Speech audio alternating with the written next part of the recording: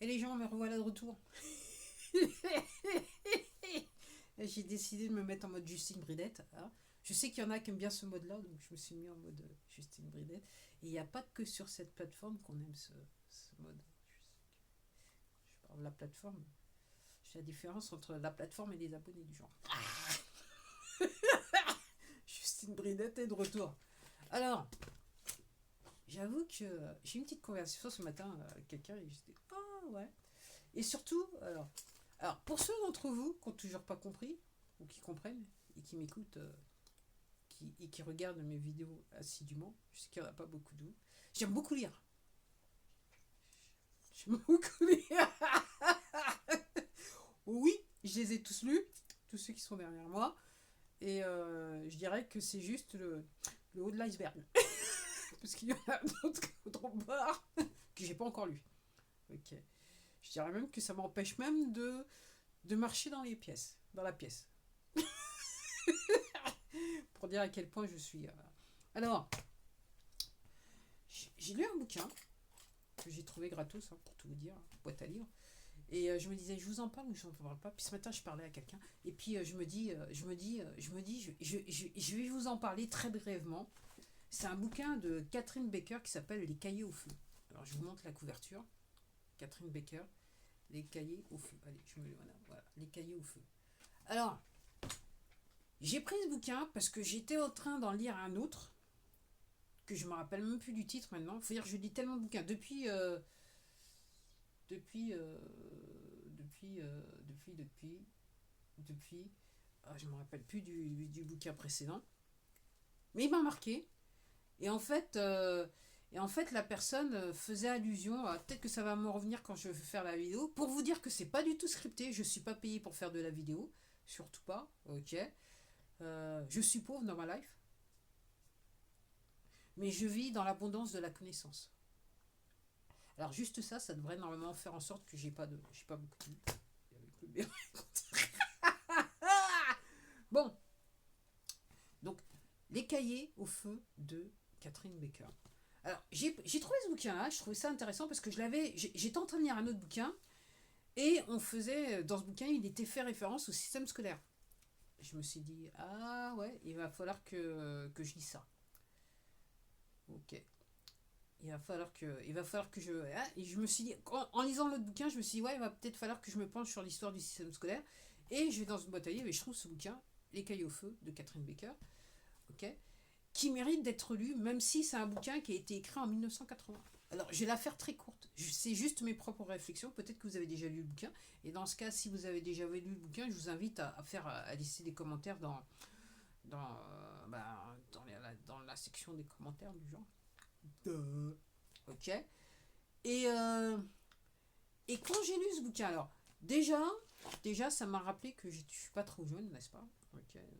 Je suis à 2 années de la soixantaine.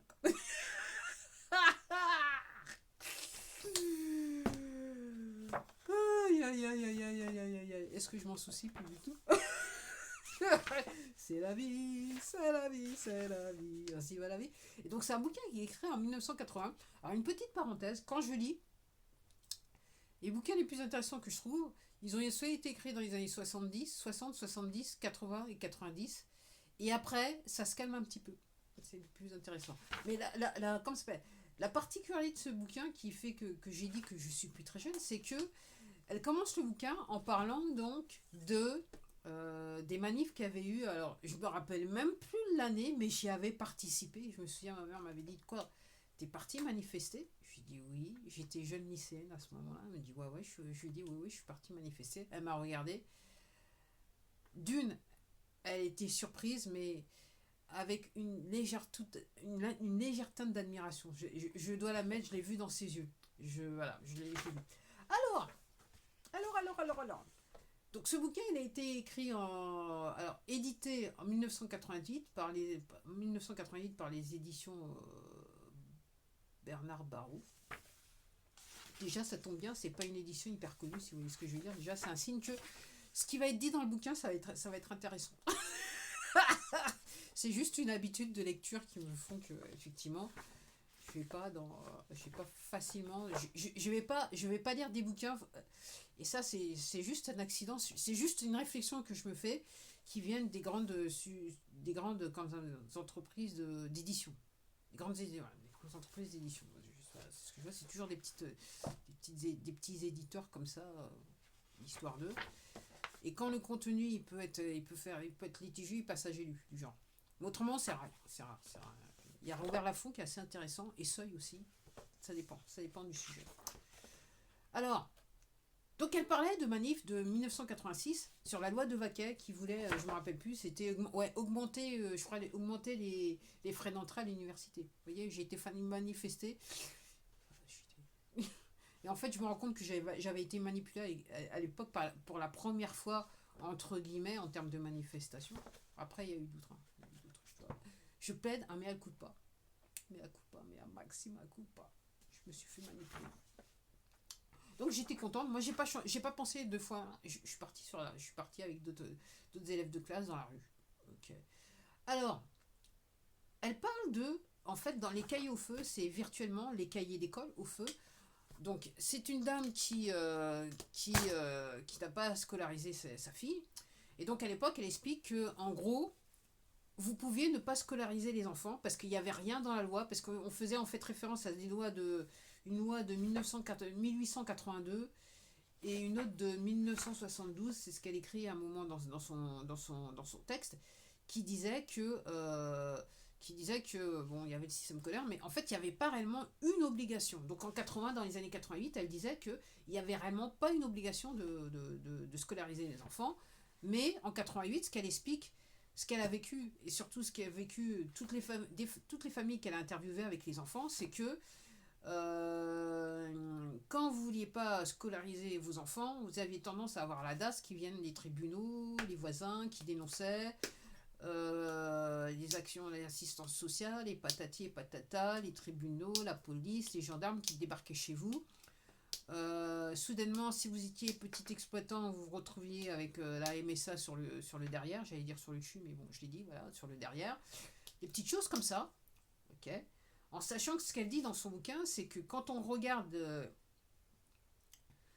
le nombre d'enfants qui passent le bac, le pourcentage de ceux qui réussissent au bac, et ceux qui, soi-disant, étaient déscolarisés, mais qui ont décidé d'eux-mêmes parce que c'est ça l'important, décider d'eux-mêmes de passer le bac, on voit que le taux de réussite est plus. On est à 86% dans les années 80. Donc elle citait dans les 86%, alors que pour la filière normale, entre guillemets, c'est. Enfin, la filière qu'on nous dit normale, à l'époque, qu'on disait normale à l'époque, on était dans les 30 ou 40%. Donc il n'y a pas photo. Alors, l'idée, elle insiste bien. Et c'est pour ça que je vais faire la vidéo. C'est très intéressant. C'est un sujet tout à fait d'actualité. Alors moi-même, j'ai pas d'enfant en âge de scolarité, donc je sais pas trop ce qui se passe. J'ai cru comprendre que depuis 2020, comme par magie, le gouvernement a décidé de mettre la scolarité obligatoire. Alors moi je sais pas, hein, parce qu'entre, si c'est un petit peu comme c'est obligatoire, mais en fait vous regardez les textes de loi, ce ne l'est pas. Mais je disgrace, I disgrace. Okay, je m'en vais sur les chemins de travers. Je reviens au sujet, les cailloux au feu. Donc elle explique que l'idée, réellement l'histoire, alors elle explique que effectivement, suite dans les années 60-70 et surtout dans les années 60, après les années 60, suite au mouvement de mai 68, okay, il y a eu des écoles, ce qu'on appelait à l'époque des écoles parallèles, c'est-à-dire c'était des enfants qui étaient déscolarisés, qui allaient dans des endroits où ils pouvaient se réunir, ils grandissaient ensemble, entre guillemets, ils passaient les journées ensemble. Généralement, c'était les parents des enfants, ou voilà. En fait, ça marchait en termes comme une coopérative, une communauté, ok, qui était là, qui était présente autour des enfants qui n'étaient pas scolarisés. Et les enfants, dans ces endroits-là, entre guillemets, ils faisaient ce qu'ils voulaient de la journée. Donc, ils arrivaient, on les nourrissait et tout ça, ils s'amusaient beaucoup. Et puis, certains prenaient à lire, pendant que d'autres jouaient. Mais l'idée, c'est de laisser l'enfant grandir de la manière dont il souhaite. Ah, c'est nouveau. Parce qu'au cas où vous n'auriez pas remarqué, c'est que le système scolaire, en fait, c'est tel que l'on le connaît jusqu'à ce jour, c'est faire en sorte que l'enfant grandisse de manière à ce que la société veut. Moi, je dirais de manière à ce que les poteaux veulent. Pour ceux qui ont tous suivi les vidéos sur ma chaîne. Ok.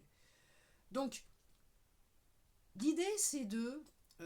alors, je tiens à insister. Alors, elle dit l'histoire des écoles parallèles. Donc, elle dit malheureusement, la fin de ces écoles, c'était dû au fait que tout simplement, les parents, je dirais, ont succombé face à la pression dans laquelle ils étaient victimes pour la plupart. Certains parce qu'ils étaient issus d'un système qui les avait déjà manipulés et gangrénés. Donc, au bout d'un moment, ils avaient des doutes sur le fait, sur leur choix. Mais l'idée de ces écoles, donc en gros ce qui s'est passé, c'est que ces écoles, je vais terminer là-dessus, ces écoles ont été évoluées dans le temps, si bien que dans les années 80, ce qu'elle explique, c'est qu'il y en avait peu ou pas, à l'étranger, en France et à l'étranger, mais il y en avait peu ou pas, la plupart avaient disparu, pour en fait être remplacées par des écoles, entre guillemets, qui ne devaient pas être écoles, c'était des communautés qui se sont transformées en écoles suite à la pression administrative faite par le gouvernement, les représentants du gouvernement localement. Aussi bien en France que dans le monde, dans les différents départements en France, aussi bien dans le monde. Donc en gros, mais surtout on va rester sur la France, donc on faisait pression sur ces écoles parallèles, en fait je dirais des lieux d'accueil où les enfants pouvaient se retrouver et vivre pleinement leur enfance, c'est surtout ça, vivre pleinement leur enfance. Et donc les parents et les personnes qui encadraient ces communautés, pour la plupart ont succombé à la pression.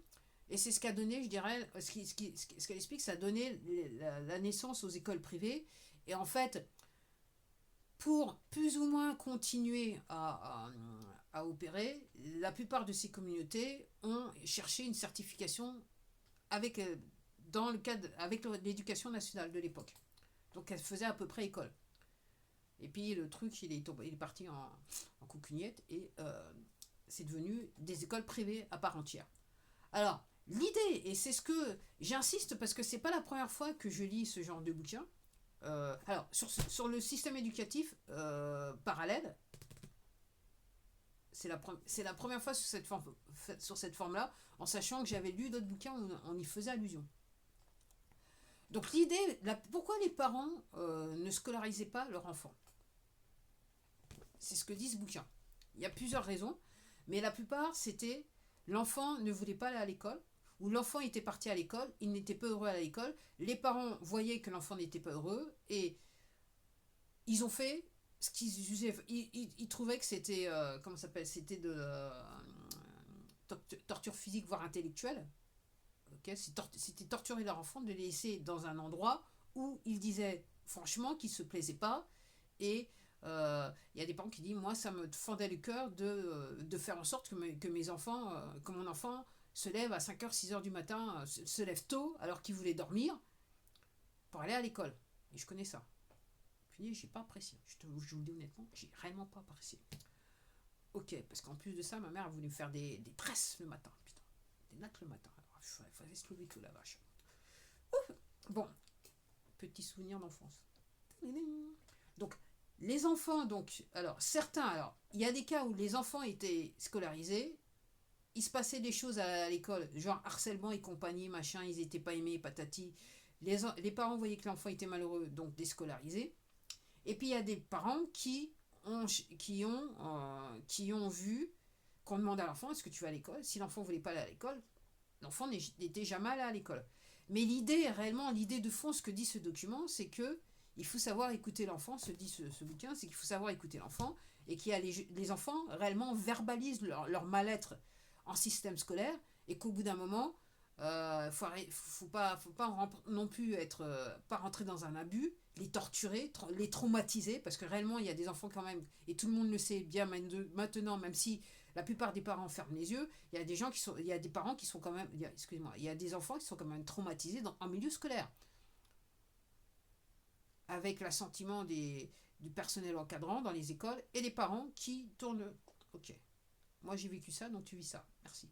C'est ça l'amour filial, on va dire ça comme ça. C'est une version de l'amour filial. Non, mais tu comprends pas, il faut travailler, patati, patata. Justement, elle en parle aussi de l'histoire des parents qui entre guillemets, abandonnent leur fonction parentale. Là, on parle des mères. pour aller travailler. Et qui alors, elle parle aussi, alors ce qu'elle expliquait dans ce bouquin, c'est que la plupart des enfants qui étaient déscolarisés, c'était des femmes célibataires qui se retrouvaient seules avec leurs enfants. Un, ou voire trois, ou voire plus. Ok. Après, elle disait, dans le même élan, elle disait que des mères qui avaient la garde de leurs enfants avec un divorce derrière eux, hésitaient à mettre les enfants à non scolariser les enfants sous peine que la garde leur soit retirée à la demande du père, du genre. Okay.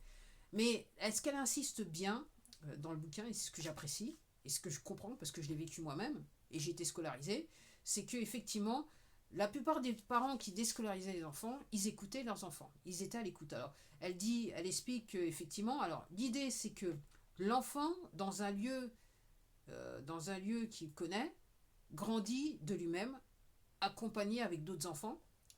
Alors, elle explique que les différentes activités, c'est jouer ou pas jouer, c'est voir ce que c'est que la vie, la vraie vie, c'est-à-dire se promener dans les rues, aller dans des musées, faire des voyages. Alors, pour certains, voyage en bateau, voyage en roulotte, voyage en machin, pour,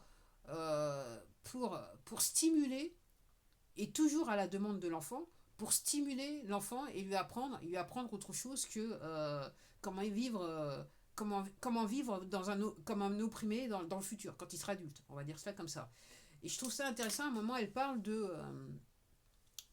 des enfants qui veulent voyager, qui ont 10 12 ans, voire 8 ans, qui veulent voyager. Et donc, dans ce cas-là, ce qui est organisé par ces associations, alors c'est même pas des associations, c'est des communautés, réunissaient l'argent pour faire voyager l'enfant avec une personne de confiance. Et vous voyez des enfants qui traversent le continent africain avec toutes les conséquences qu'il y a derrière. Après, les enfants sont quelque part, à leur demande, responsabilisés à l'époque, en faisant des petits boulots par-ci par-là, là où ils allaient, mais à leur demande. Okay.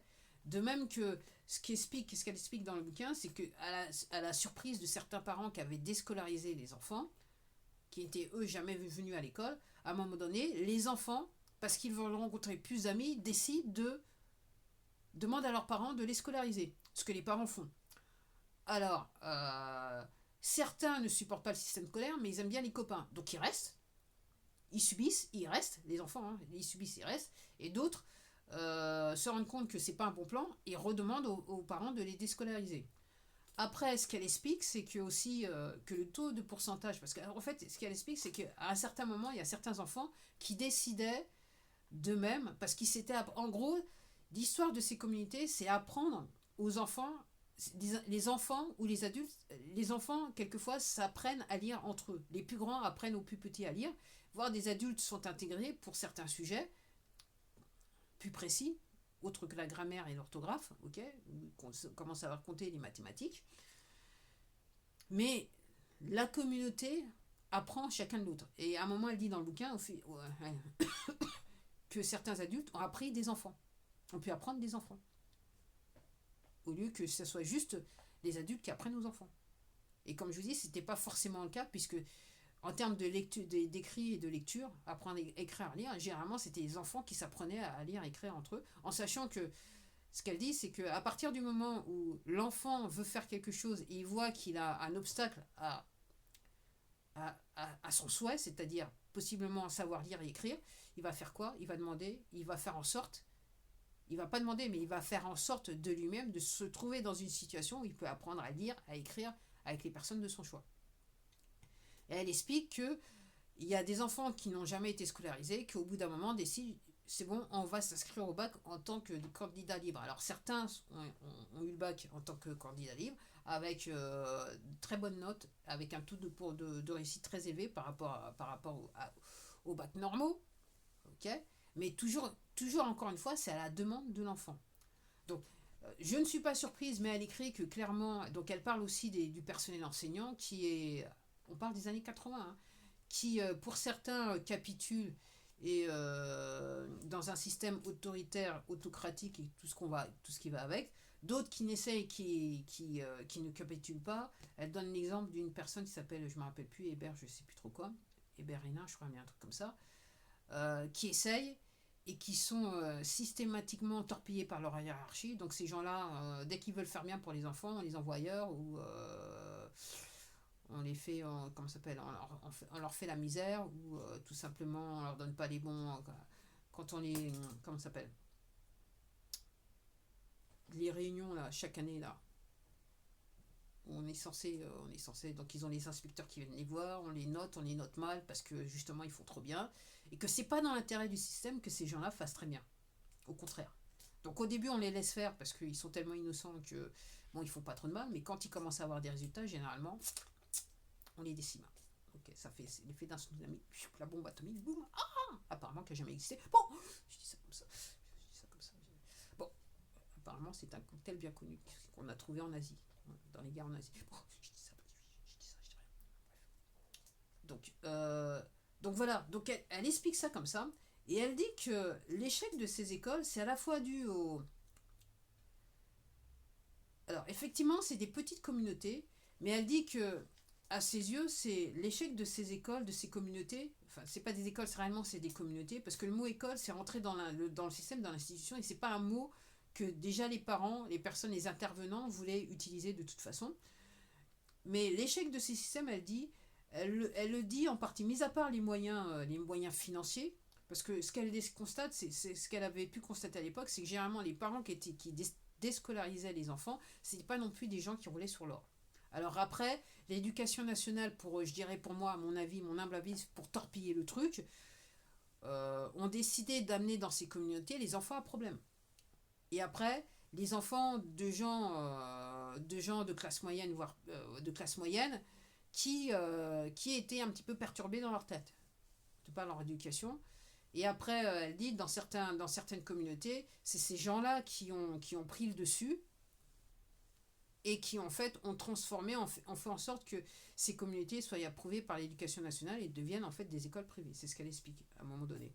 Mais la chose la plus intéressante que j'ai lue dans ce bouquin, c'est que à un moment, elle dit... Donc elle explique ce que serait pour elle le système d'éducation idéal.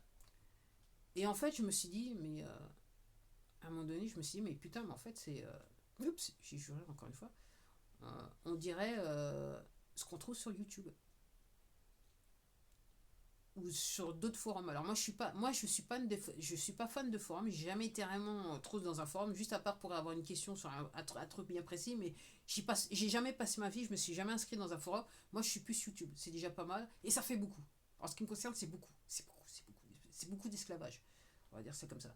Mais effectivement, on apprend un tas de choses sur YouTube. Ok. À condition de vouloir chercher et d'arrêter de regarder les conneries. Ok. Et donc à un moment, elle dit, et c'est pour ça que je vous dis, on dirait YouTube, c'est qu'elle dit que en fait, pour elle, le système idéal serait donc des gens qui s'apprennent mutuellement les choses, sans mettre en avant l'aspect financier ou l'aspect hiérarchique des choses, que les gens naturellement se rassemblent, quel que soit leur âge, quelle que soit leur confession, quel que soit leur race, se rassemblent et s'apprennent les choses mutuellement.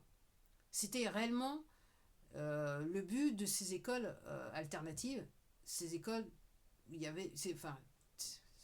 entre guillemets, ces écoles alternatives, parce que ces communautés alternatives pour permettre aux enfants d'évoluer, de se développer et de rentrer après dans le système normal, entre guillemets. Donc, et quand elle a décrit ça, je me suis dit, mais en fait, c'est un petit peu ce que fait YouTube. Alors, quand on voit des gens qui font des vidéos, on lui dit, et qui disent à un moment, les gens leur disent, mais comment t'as appris ça? Bah ouais, mais j'ai regardé d'autres vidéos sur YouTube. Bah ouais. L'endroit où un enfant apprend d'un adulte et un adulte peut apprendre d'un enfant.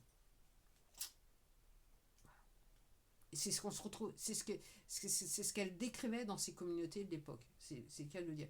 Donc moi j'ai trouvé ça très très intéressant. Après j'estime que c'est un sujet d'actualité plus que jamais parce que tout simplement on est sous une dictature et on se fait manipuler. Je vous invite à lire le bouquin, ça va vous donner des petites idées. Je ne doute pas que le système scolaire qui est en fait, à mes yeux, c'est mon avis personnel, un système criminel. Ok. Moi j'estime qu'en fait on m'a volé mon enfance. Voilà. Sur un certain aspect des choses, je regrette d'avoir quelque part étudié autant pour rien. Je vous le dis honnêtement. Et j'avoue que en relisant son bouquin, je me suis dit, oui, mais en fait, ce qu'elle prône dans son bouquin, c'est ce que je suis en train de faire depuis un certain nombre d'années. Je dirais que j'ai commencé à le faire en 2014 et en 2020, je suis passé en mode Formule 1. Je ne le cacherai pas. Je ne vous le cacherai pas. Mais effectivement, pour moi, c'est un sujet d'actualité. Et effectivement, alors le gros problème qui est l'éducation nationale, qui est en fait au service d'un système.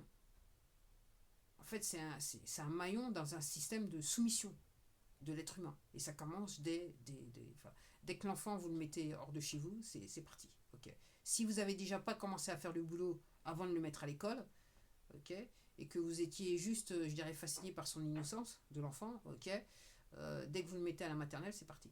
Et je le vois autour de moi, parce que je vois, il y a pas mal de naissances autour de moi, donc je me dis peut-être que c'est pas tout le monde qui s'est fait. Okay. Et je vois donc des enfants qui rentrent en maternelle, et il y en a certains, du jour au lendemain, on voit dans leur comportement, leurs yeux, leur manière de parler, alors qu'ils commencent à parler, leur innocence leur a été volée. Tout simplement, volée. Et les mômes sont déjà soumis. Au bout de quelques mois, ils sont déjà soumis. Et puis il y en a d'autres, toujours égales à eux-mêmes. Ils vivent leur life. Parce que tout simplement, ils ont grandi dans un environnement où, entre guillemets, on pouvait leur laisser vivre leur life. Okay, donc en gros, ça ne les a pas affectés plus que ça. Ils ont une maturité, une forme de maturité par rapport à leur vie. Et ils arrivent à l'école, ouais, ils vivent leur life. Ils continuent à faire un... Et, je dirais, le bonus, et c'est ce qui il revient souvent dans, dans, dans ce bouquin, c'est que ces enfants-là, ils ont des copains. Alors, ce qu'elle écrit souvent dans le bouquin, quelquefois les enfants redemandaient, donc je l'ai déjà dit, mais je vais en dire, redemandaient à aller à l'école parce que tout dépend de là où ils vivaient. Ils voulaient avoir des copains, ils voulaient faire comme tout le monde. Même si ça leur coûtait. Je l'avais déjà dit au début de la vidéo. Donc je vous recommande ce bouquin, hein, Les Cailloux au feu, de Catherine Baker. Sujet tout à fait d'actualité. Personnellement, l'éducation nationale en 2026, on est en train de sonner le glas. Hein, donc c'est juste une question pour moi, de quelques années ou de quelques mois, peut-être, je sais pas. Bon, peut-être de quelques années, voilà, avant que le système tel qu'il a été amené jusqu'à présent, hein, tel qu'il a été construit, disparaisse. En sachant que, alors, sur son bouquin, elle commence par les origines. Comment on en est arrivé à les écoles, à mettre des enfants à l'école. Donc elle fait un petit peu d'histoire au début. Okay. Et puis elle explique aussi, alors je vais vous le dire parce que il y a quelques semaines de ça, je parlais à quelqu'un qui me l'a dit, c'est que, alors, c'était l'objet aussi de cette manifestation en 1986 contre la loi de Vaquet. C'était qu'à l'époque déjà, clairement, avec les histoires de LEP et compagnie, un lycée d'enseignement professionnel et compagnie, c'est que en fonction de la situation professionnelle des parents, on faisait en sorte que disons, du genre, si l'enfant venait d'un milieu socio-professionnel, école bleue, hein, okay, les bleus, parce qu'à l'époque, il y avait toujours des bleus, hein, de travail, okay, on faisait en sorte que l'enfant ait une éducation pour qu'il se retrouve dans le même environnement. Donc en gros, impossible de progresser. L'idée, c'est qu'on avait un système, déjà en 80, on avait déjà un système éducatif où l'enfant ne pouvait pas progresser. Okay. Donc si ses parents étaient garagistes, il devait rester garagiste du genre. Okay. Et je me souviens, là c'était dans les années 2000 où je parlais à quelqu'un, la personne m'a dit, ouais, je vais au conseiller d'orientation qui me dit, c'est un mec, hein, qui dit, ouais, tu vas faire couturière. Pour toi, il n'y a que ça de bien. Et je ne doute pas que maintenant, c'est encore pire. C'est encore pire. Quand je vois les jeunes adolescents dans les rues, comment ils parlent, comment... Franchement, on dirait des animaux. Alors quand ils arrivent dans le milieu professionnel, hein, okay, du genre les administrations, vous avez réellement en face de vous des gens qui ont peu ou pas de culture, qui se comportent, quand ils parlent, on dirait des animaux, qui sont d'une agressivité effrayante. Alors, j'aimerais dire que c'est une exception, mais moi, ce que je vois au quotidien, c'est la norme. C'est la norme. C'est la norme. C'est la norme. Il n'y a plus de douceur, il n'y a plus de. Voilà, ok. Ils sont tous dans le matériel. Alors, effectivement, ils s'habillent tous très bien. Ils ont tous les dernières chaussures de sport, les derniers vêtements des grandes marques, ok, avec les sacs qui vont bien avec, qui ont même pas réellement assez d'argent pour acheter, mais qu'ils achètent quand même pour faire bien, ok. Et avec ça, il y a l'agression, il y a c'est ce qu'on appelle, on est rentré dans un monde, et je parlais encore aujourd'hui à quelqu'un, là maintenant on est dans l'agression passive. Le système scolaire nous a tellement agressés passivement, tous, depuis qu'on est rentré dedans, que c'est engrainé, c'est fondé dans les structures de toutes les structures de la société. Et là maintenant, on s'en sort plus. Parce que là maintenant, on a maintenant des gens qui, dès la maternelle, se font agresser passivement. Donc ils s'habituent, parce qu'on les agresse passivement, ils s'habituent à agresser passivement. Et donc quand ils arrivent à l'âge adulte, pour eux, c'est la norme. Je vois, il y a des gens, alors, parce qu'encore une fois, je le dis, hein, d'ici 2 ans, j'aurai 60 ans, ok. Je vois, il y a des gens, moi, quand j'étais plus jeune, jamais je les aurais vus dans les postes dans les emplois que je vois, où je les vois maintenant. Ces gens-là, jamais on les aurait admis. Mais comme c'est la norme, et il y a, je dirais, un délitement du système en général, ok, c'est devenu la norme, et vous voyez des choses, et vous voyez des comportements que, que, que, est-ce que je dois le dire comme ça, que la bienséance réprouverait hautement, rapidement, fut un temps. Allez, je m'arrête là. Je vais vous laisser. Je crois que vous avez plus de chances de le retrouver en livre d'occasion, parce que le problème de ce genre de bouquin où les éditions sont pas des éditions hyper connues, ok, comme par hasard, les bouquins, c'est pas aussi. Déjà, vous les retrouvez jamais neuves. Vous avez très peu de chances de les retrouver neuves. Et, entre guillemets, il n'y a pas beaucoup de copies. Et ceux qui savent qu'il n'y a pas beaucoup de copies, généralement, ils vous les foutent à 50, 100 ou 150 euros, voire 200 euros, voire plus. Okay. Quand ils le peuvent. Mais celui-là, ils vous sont pesant d'or.